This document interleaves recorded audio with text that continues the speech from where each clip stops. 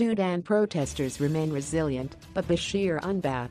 Sudanese protester Osman Sulaiman has taken to the streets of Khartoum chanting overthrow, overthrow almost daily since demonstrations erupted against President Omar al-Bashir's iron-fisted rule in December. And he insists he has no intention of stopping now. "We have to fight our battle if we have to secure our future and the future of our country," Sulaiman, an engineering graduate who has been unemployed for years, told AFP. As the protest campaign against Bashir's regime enters its third month on Tuesday, demonstrators are pressing on with rallies despite a show of defiance from the veteran leader and a sweeping crackdown by the authorities. Officials say 31 people have died in protest-related violence so far, while Human Rights Watch says at least 51 have been killed, including medics and children.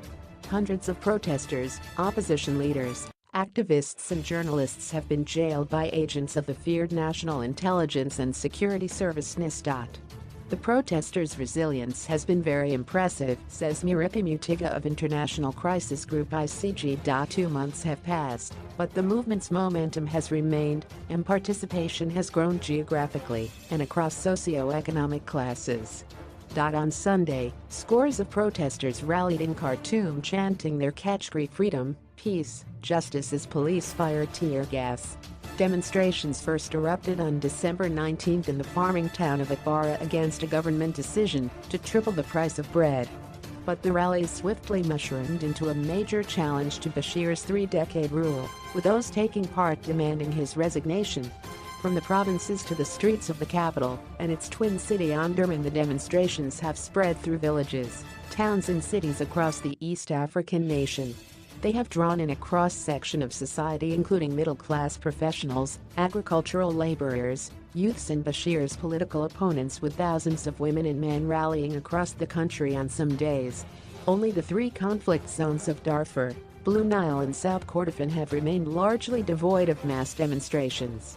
Movement will not stop. Despite the violence unleashed by the regime, the movement has extended even to the rural areas, said Mohammed Yusuf, a spokesman for the Sudanese Professionals Association SPI, an umbrella group of unions that has spearheaded the campaign. "We believe the movement will not stop as new groups have joined it."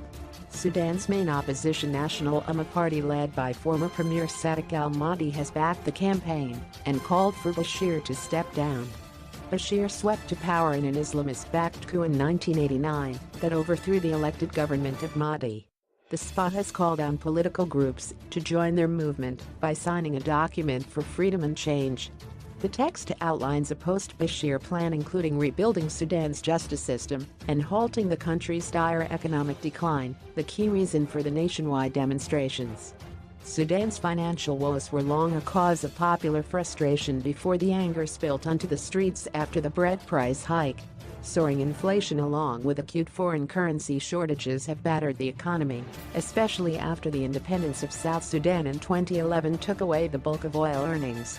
Protest campaigners have kept their supporters motivated by announcing rallies on behalf of detained comrades or to honor martyrs killed in the protests. If security forces have prevented protesters from reaching downtown Khartoum, then they have rallied in outlying neighborhoods, sometimes at night. On occasion, the calls to protest have failed to mobilize people, but there have also been demonstrations that have seen crowds of professors, doctors, engineers and teachers chanting anti-Bashir slogans. Stalemate. The president's ruling National Congress Party (NCP) insists that after 2 months the campaign has begun petering out. The protests continued for a long time, but the reality is that demonstrations have now slowed, said NCP spokesman Ibrahim al-Siddiq. This is because protesters lacked popular support. Analysts say continuing support from the security forces for the regime and Bashir's own defiance have created a deadlock. The president remains very stubborn, and the protesters remain very determined, said Mutiga of ICG. "What we now have is a clear stalemate." Bashir has countered the demonstrations with his own rallies, promising economic development in the country and promoting peace in its war zones. Dismissing calls for his resignation, he has insisted that the ballot box is the only way to change the government. The 75-year-old leader is considering a run for a third term in an election scheduled in 2020. For now, those taking to the streets say they will keep up the pressure. Aya Omar, a resident of Khartoum's eastern district of Buri, shows no sign of giving up. "We will continue with our struggle because we deserve a better life," the 28-year-old woman said. "I'll continue to protest until our mission to overthrow this regime is achieved."